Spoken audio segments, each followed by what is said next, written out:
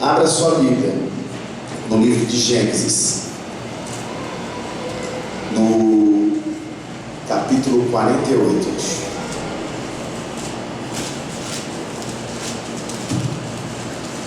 Eu ia ler só um versículo, mas eu vou ler a história para te contextualizar. Algum tempo depois, disseram a José: seu pai está doente. O pai de José era o Jacó, tá bom? E ele foi vê-lo, levando consigo seus dois filhos. José levou então Manassés e Efraim. E aí anunciaram a Jacó. Seu filho José veio vê-lo. Israel reuniu suas forças. Israel e Jacó é o mesmo, tá bom?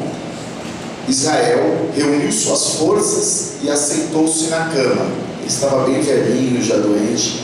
Então disse Jacó a José: o Deus Todo-Poderoso apareceu-me em luz na terra de Canaã e ali me abençoou, dizendo: eu o farei prolífero e o multiplicarei. Farei de você uma comunidade de povos e darei esta terra por propriedade perpétua aos seus descendentes. Agora, pois, os seus dois filhos que lhe nasceram no Egito, antes da minha vinda para cá, serão reconhecidos como meus. Jacó falando para José: os seus dois filhos são meus. Efraim e Manassés serão meus, como são meus Rúben e Simeão. Os filhos que lhe nascerem depois deles serão seus, serão convocados sob o nome dos seus irmãos para receberem sua herança. Quando eu voltava de Padã, para minha tristeza, Raquel morreu em Canaã, quando ainda estávamos a caminho, a pouca distância de Efrata. Eu a sepultei ali, ao lado do caminho para Efrata, que é Belém. Quando Israel viu os filhos de José, perguntou: quem são estes? Respondeu José, seu pai: são os filhos que Deus me deu aqui. Então Israel disse: traga-os aqui para que eu os abençoe. Os olhos de Israel já estavam enfraquecidos por causa da idade avançada, e ele mal podia enxergar. Por isso, José levou seus filhos para perto dele, e seu pai os beijou e os abraçou. E Israel disse a José: nunca pensei que eu veria a sua face novamente, e agora Deus me concedeu ver também os seus filhos. Que momento emocionante, né? Ele reencontrou o filho depois de quase 40 anos, e agora os netos. A alegria, né, de Jacó. Em seguida, José tirou os meninos do colo de Israel e curvou-se com o rosto em terra. E José tomou os dois, Efraim à sua direita, perto da mão esquerda de Israel, e Manassés à sua esquerda, perto da mão direita de Israel, e os aproximou dele. Israel, porém, estendeu a mão direita e pôs sobre a cabeça de Efraim, embora este fosse o mais novo, e cruzando os braços, pôs a mão esquerda sobre a cabeça de Manassés, embora Manassés fosse o filho mais velho. E abençoou a José, dizendo: que o Deus a quem serviram meus pais Abraão e Isaque, o Deus que tem sido o meu pastor em toda a minha vida até o dia de hoje, o anjo que me redimiu de todo o mal, abençoe estes meninos. Sejam eles chamados pelo meu nome e pelos nomes de meus pais Abraão e Isaque, e cresçam muito na terra. Quando José viu seu pai colocar a mão direita sobre a cabeça de Efraim, não gostou, por isso pegou a mão do pai a fim de mudá-la da cabeça de Efraim para a de Manassés. E lhe disse: não, meu pai, não é assim. Este aqui é o mais velho, põe a mão direita sobre a cabeça dele. Mas seu pai recusou-se e respondeu: eu sei, meu filho, eu sei. Ele também se tornará um povo, também será grande. Apesar disso, seu irmão mais novo será maior do que ele, e seus descendentes se tornarão muitos povos.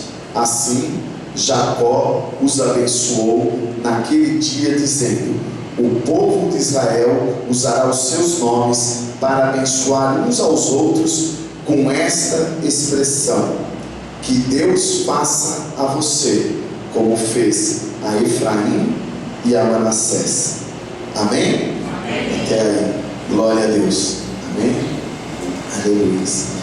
Querido Deus e Pai, Senhor, que Tu possas falar conosco nessa manhã, de maneira simples, mas que o Teu Espírito Santo esteja aqui e fale aos nossos corações. Amém? Queridos, uma das coisas que eu mais gosto quando a gente fala muito da graça aqui na Zoe, e fala porque a gente vive, eu falei também aqui no último culto, que a graça não é algo para ser estudado ou ensinado, né? A graça é algo para ser vivenciado, experienciado. A gente tem que experimentar a graça e viver a graça. Nós temos que transbordar a graça para as vidas. E uma das coisas que mais me chama a atenção na graça é que quanto mais nós ousamos vivê-la, quanto mais nós damos uma abusadinha e arriscamos, mais Deus nos prova que Ele é afim desse negócio da graça, e que Ele aprova e que Ele incentiva. E se eu sentar com você, se você me chamar para a sua mesa um dia, Deus toca no seu coração, eu vou te contar infinitas histórias de como Deus vai além do que a gente imagina em liberdade, né? Como Deus quebra todos os paradigmas, supera tudo e alcança tudo. Mas uma outra coisa da graça que me chama muito a atenção é que quando você descobre a graça na Bíblia, onde você lê, para onde você olhar, a graça está lá. Tem alguns que falam que a graça está no Novo Testamento. Não é verdade. A graça está na Bíblia inteira, de ponta a ponta da Bíblia. Para onde você olhar, a graça está. Onde que a graça está na expressão máxima da Bíblia? Diga assim: está na cruz.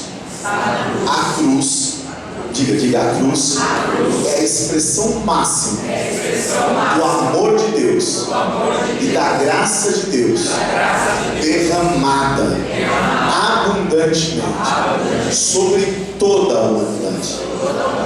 Amém? A cruz é tremenda, queridos. A cruz é maravilhosa, ela é o resumo. Olhou para a cruz, eu olho para a cruz, né? Quando eu olho para a cruz, está tudo lá. Está tudo lá, e toda a humanidade tem lugar lá. Só que quando eu olho para a Bíblia, eu faço muitas apresentações e ajudo meus clientes a fazer apresentações, e hoje em dia todo mundo que faz apresentação usa algum desses programas aí. O mais conhecido deles é o do Windows lá, o PowerPoint, não é verdade? Alguém vai fazer uma apresentação, normalmente nas empresas. Vocês conhecem o PowerPoint? Muitos aqui conhecem, né? Aquele programa que você põe foto, põe imagem, passa na tela. É parecido com o que a gente usa aqui, vamos dizer assim. Aqui a gente não usa, a gente usa o Easy. Mas o PowerPoint é um programa de apresentação. E uma coisa que eu gosto de usar no PowerPoint é um negócio chamado hiperlink. Vocês conhecem hiperlink?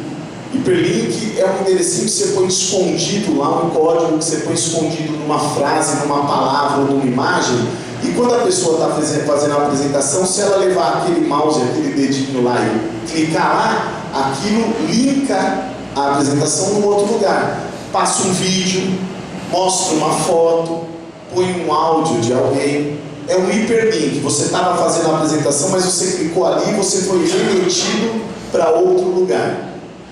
Quem inventou isso não foi, como que é o nome do nosso amigo da Microsoft? O Bill Gates. Quem inventou o hiperlink foi o Espírito Santo. O Espírito Santo é o cara dos hiperlinks, né? O Steve Jobs é da Apple, só para ficar uma lição, né? Então o Bill Gates não inventou o hiperlink. Quem inventou o hiperlink foi o Espírito Santo. E Deus faz uso. Quando você olha para a Bíblia é cheia de hiperlinks. Quando você olha para um lugar, você olha direitinho, você clica, puf, você vai para a cruz. Aí você está lendo um outro lugar na Bíblia, você vê um negócio, você vê, puf, você vai para a cruz.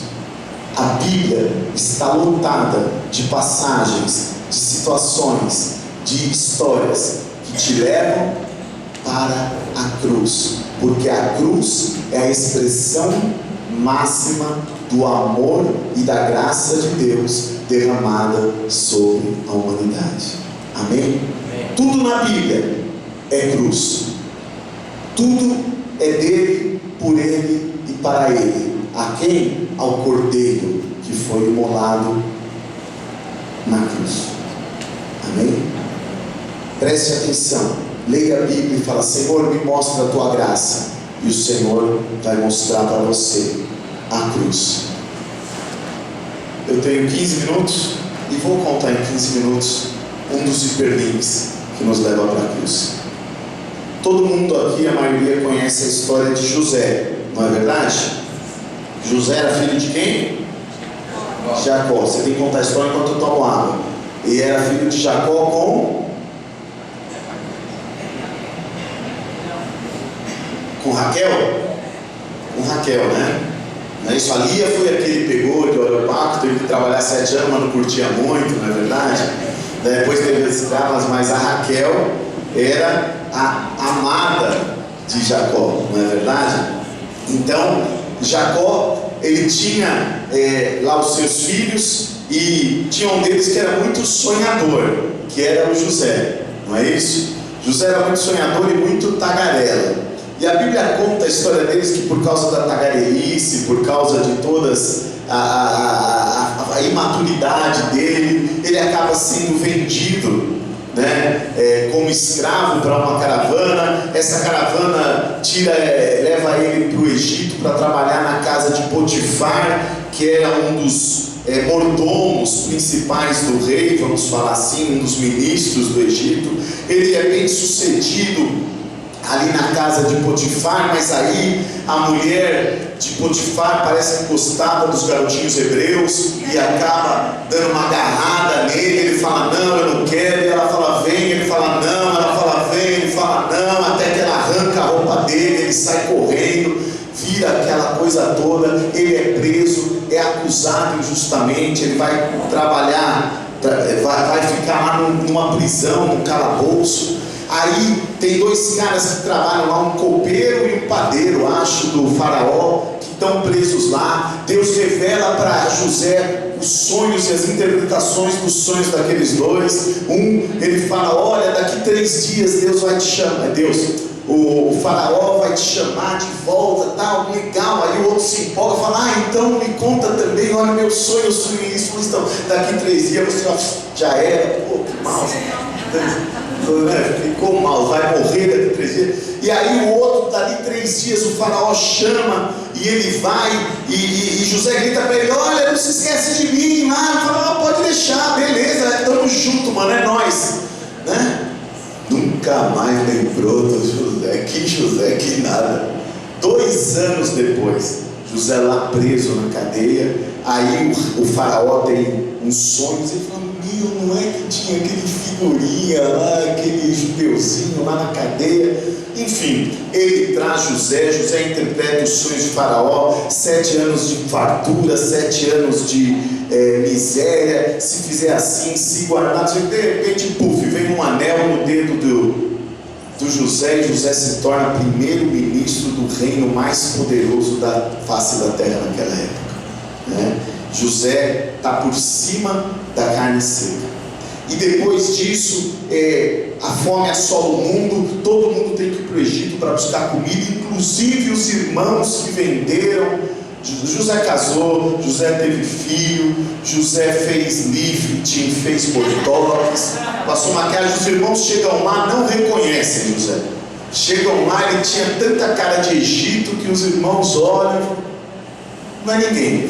E José vai sendo curado da mágoa, da decepção, do que tinha sido traído pelos irmãos, até que num momento muito lindo, que em alguma dose me lembra, em alguma proporção me lembra o abraço do filho pródigo. Os irmãos, quando José se revela, os irmãos se jogam no pescoço de José e choram e se abraçam, e tem ali um momento maravilhoso, porque eles tinham claro, se arrependido da bobagem que tinham feito na juventude, e ali eles estão juntos entre os irmãos, e José fala: vá buscar o meu pai, vá buscar todo mundo. Eles vão para a terra de Canaã e trazem toda a família de Jacó, né? E todos eles ficam morando nas melhores terras ali no Egito. Amém? Essa é a história de José, até que a gente chega nesse dia. Jacó está velhinho, né? E Deus fala, só para fechar a história de Jacó, para dar uma valorizada nele, vou pôr um hiperlink para a cruz, né? Porque Jacó é um cara que eu quero que seja usado, porque ele era um enganador, um torto, fez tanta bobagem na vida. É uma boa a gente pôr aqui isso chama, quando você faz programas, quando você faz alguns, Renato, alguém me ajude, quando você esconde alguma coisinha dentro do programa, como é que chama aquilo? É de um egg assim, que você põe uma surpresinha dentro de um joguinho, de um filme. Chamem os ex para mim que eles vão falar. Alguém? É tipo um easter egg, tipo um ovinho de Páscoa. É uma surpresa que está dentro do programa. Alguém já te mandou um e-mail que, se você digitar tal coisa no Word, aparece um negocinho? Vocês já viram isso? Está me fugindo agora o nome disso. Easter egg mesmo? Acho que é easter egg mesmo, tipo ovo de Páscoa. Então é alguma surpresinha. Eles fazem muito isso em filme também. Não sei se vocês já viram. O diretor faz um filme e deixa um negocinho escondido lá, que nem no último filme aí da Cinderela, mostrava lá os calçados dela, de repente a câmera passava, tinha um All-Star, né? Uma brincadeira que ele faz só para alguns verem, né? Mais ou menos isso. Deus deixa uns easter eggs, né? Uns hiperlinks, para aqueles que forem mais dedicados, que olharem mais atentamente a palavra e enxergarem, né? E chega esse dia em que Jacó está doente e Jacó vai morrer. E José sabe que é um dia importante, sabe que ali havia um costume. Quando Jacó fala para ele: olha, os teus 2 filhos que nasceram aqui no Egito, Manassés e Efraim, serão meus filhos. José vai e leva os 2 até Jacó, né? E Jacó pega os 2 e senta os 2 no colo e abraça e beija os meninos. Eu imagino aquela emoção. Ele achava que não ia ver o filho, agora tem os netos no colo, né? E José sabe que aquele momento é um momento importantíssimo, porque é o momento em que o pai dele vai impor a bênção sobre a vida dos filhos dele. Jacó foi aquele que lá atrás era irmão de um cara chamado Esaú, lembra? E que roubou a bênção de Esaú. Quem era o mais velho? Diga Esaú, você não errar. Esaú, pastor Renato, obrigado. Esaú era o mais velho. A bênção da primogenitura estava com Esaú. Por que era importante a bênção da primogenitura? Sabe por quê? Porque se você tivesse 5 filhos, você dividia a herança em 6. E o primogênito ficava com 2 partes. E os outros, cada um ficava com uma. Se você tivesse 10 filhos, você dividia a herança, o pai dividia a herança em 11. E o primogênito ficava com 2. E os outros todos. Você vê aí os pastores, sabe, eles falam: eu quero porção dobrada. Porção dobrada é a porção do primogênito. Tem alguém aqui que é primogênito? Olha, tá vendo? Começa a reivindicar, né? O primogênito diga assim: o primogênito tem direito ao dobro. Amém? Olha aqui. Então Jacó sabia da importância, tanto sabia que tinha roubado do irmão. Vendeu lá um prato de lentilha, falou: não, me dá a tua bênção da primogenitura.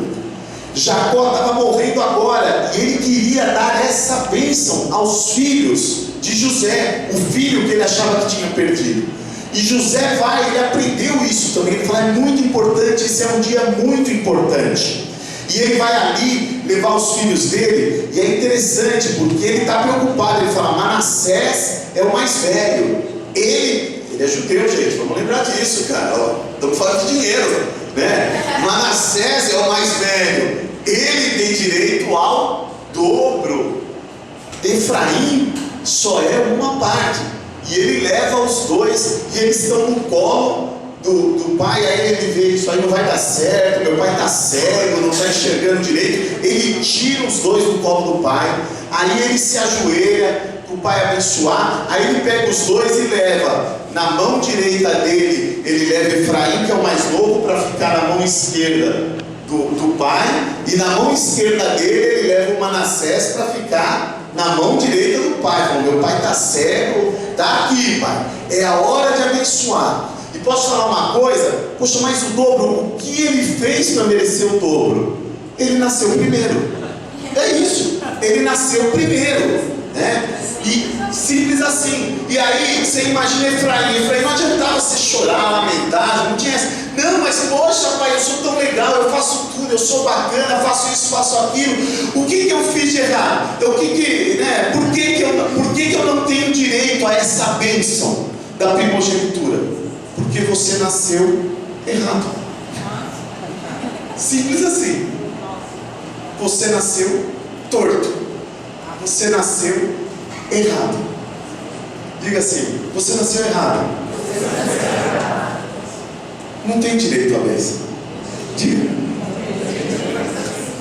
A bênção é do primogênito. Diga de novo: eu nasci errado. Eu não tenho direito à bênção. A bênção é do primogênito. Sim ou não? Você já entendeu onde a gente vai chegar? Diga: eu nasci errado. Eu não tinha direito à bênção. A bênção é do primogênito. E perdido, ligado? Você olha para a cruz. O que a cruz faz com o teu braço? Deixa eu ver, mostra para mim alguém. O que é uma cruz? Mostra para mim o que é uma cruz.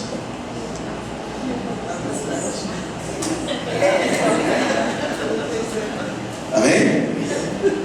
Uma cruz. Só que eu não sei o que é, deve ser polichinelo. Isso é uma cruz, né? Isso é uma cruz. O que Jacó fez?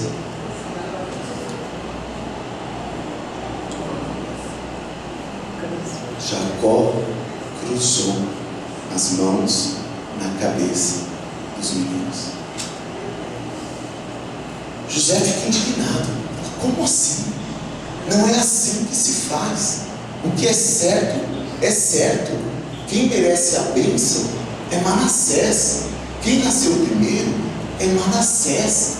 Efraim está aqui de tonto. Efraim está aqui de coadjuvante. Efraim não era nem para ter vindo. Veio aqui de abelhudo que é. Aí a mãe dele ficou falando a Potífera, falou: leva esse menino, que ele tá bom, né?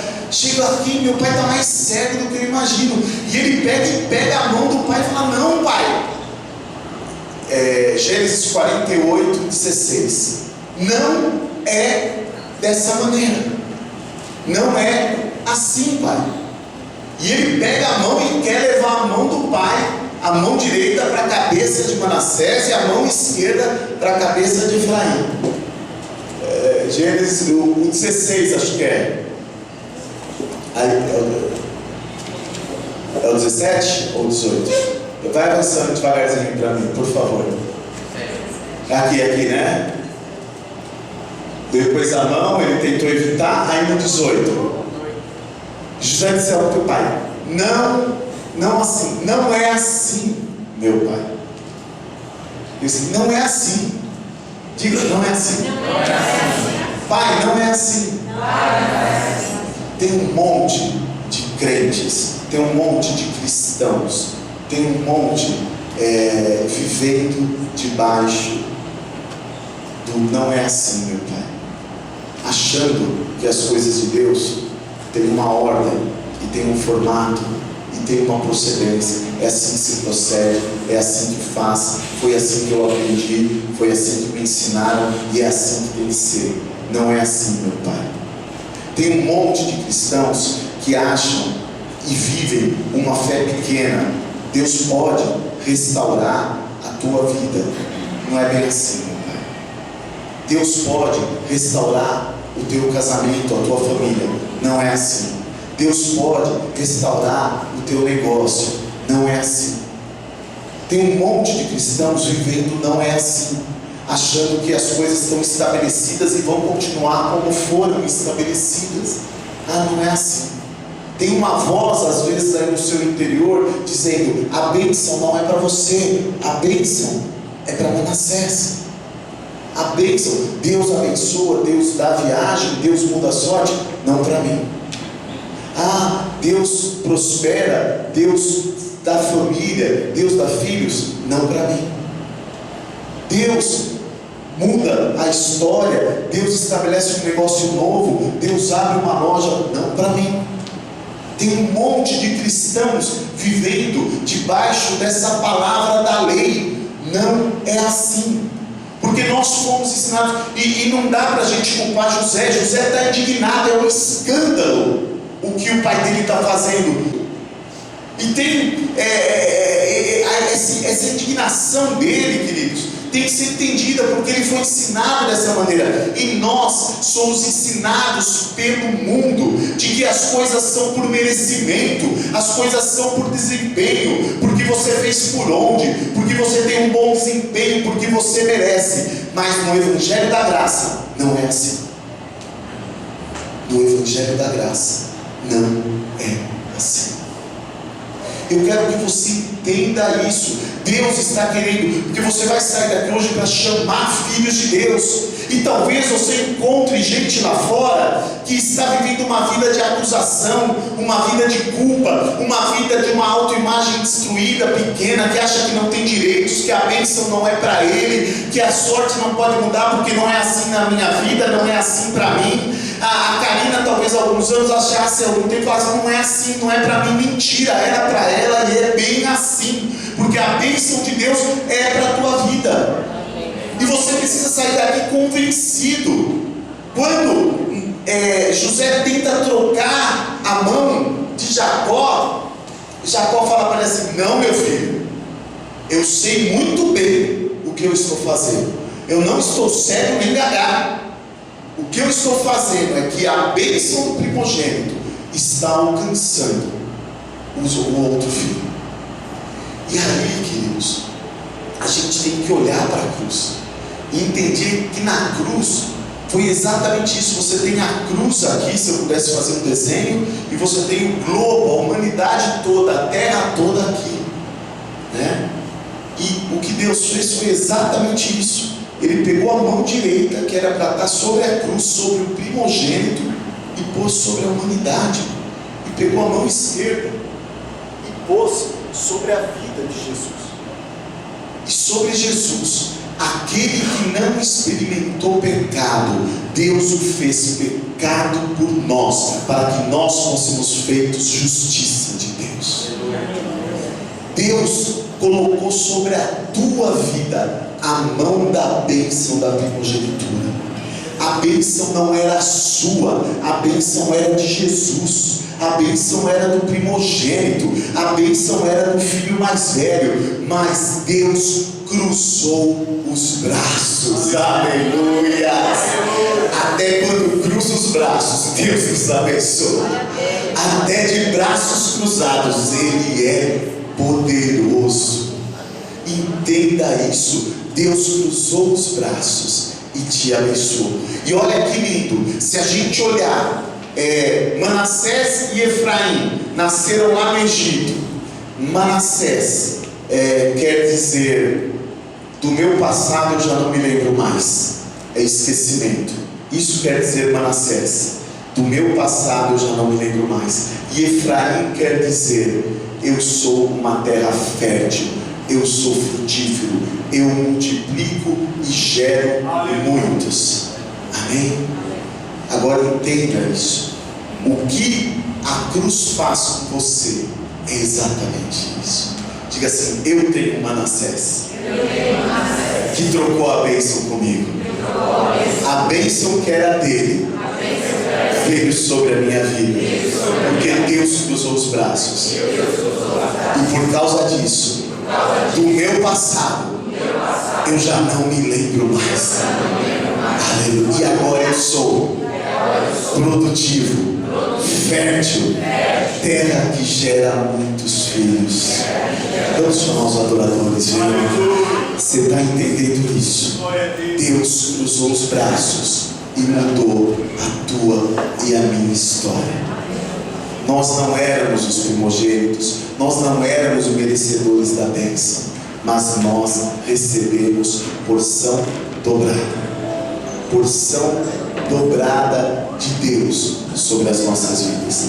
Agora preste atenção nisso, porque talvez você ainda esteja vivendo.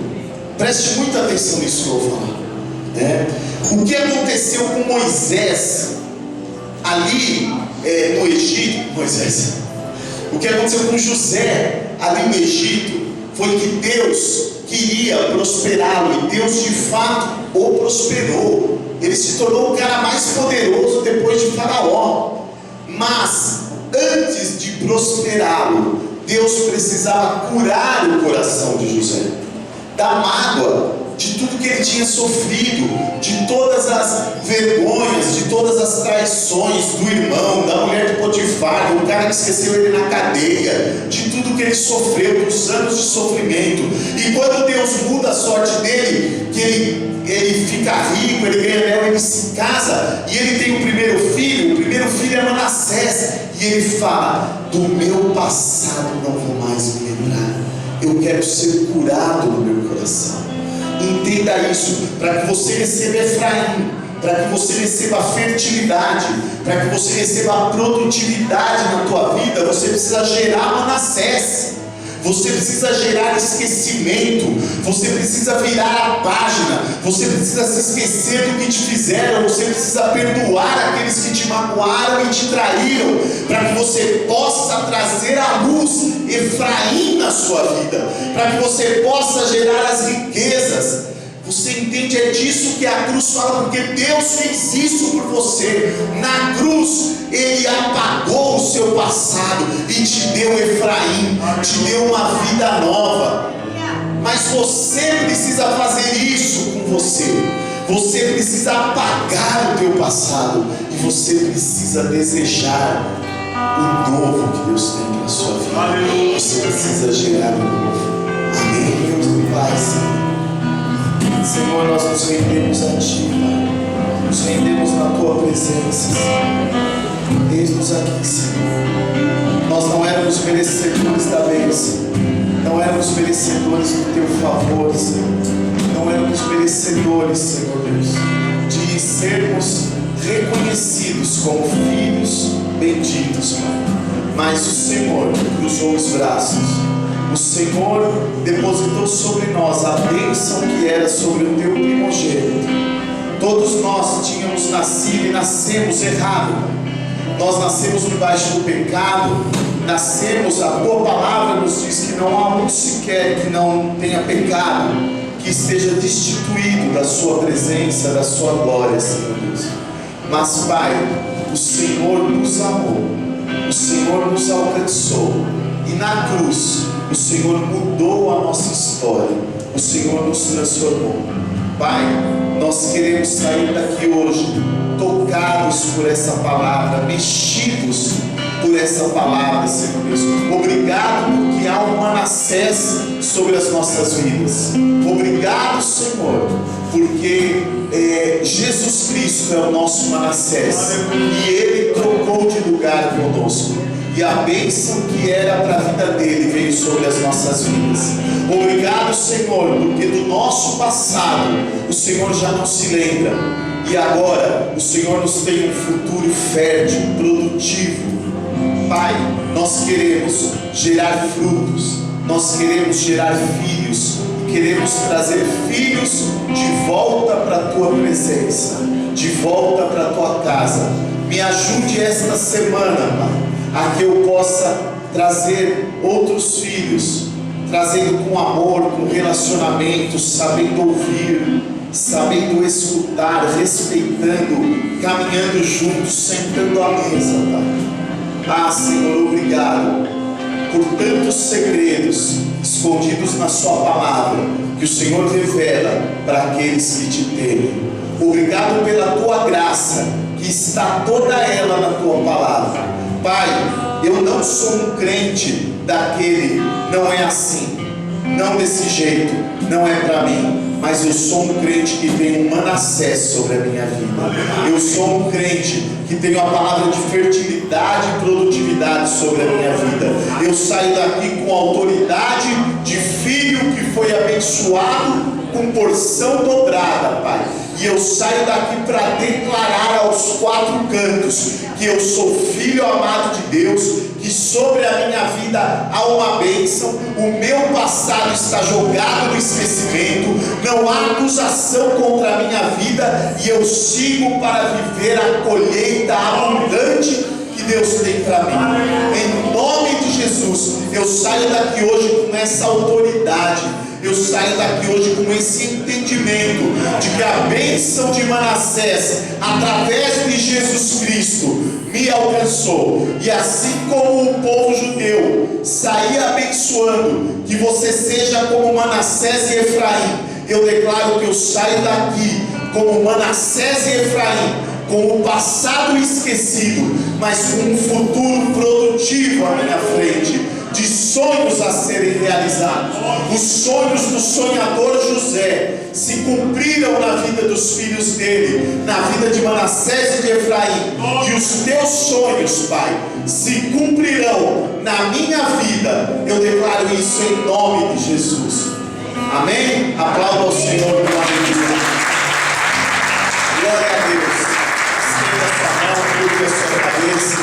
Eu quero te abençoar. Eu quero que você vá embora hoje, depois de um feriado prolongado, ruminando essa palavra, amém? A bênção de Manassés e de Efraim sobre a minha vida. Aleluia. Que o Senhor te abençoe e te guarde. Que o Senhor faça resplandecer o seu rosto e tenha de ti misericórdia. Que sobre a tua vida, a tua casa, a tua família, sobre todas as áreas da tua vida, o Senhor levante a mão direita, coloque sobre você. O Senhor levante o rosto e coloque a bênção da primogenitura, porção dobrada sobre a tua vida, de alegria, de paz, de felicidade, de conquista, de presença do Espírito Santo, de prosperidade, de saúde, tudo, porção dobrada do Senhor sobre a tua vida. E hoje, com o entendimento de que não é por mérito, mas é porque o Senhor cruzou as mãos. Aleluia. Eu te abençoo em nome do Pai, do Filho e do Espírito Santo de Deus. Amém, amém, amém.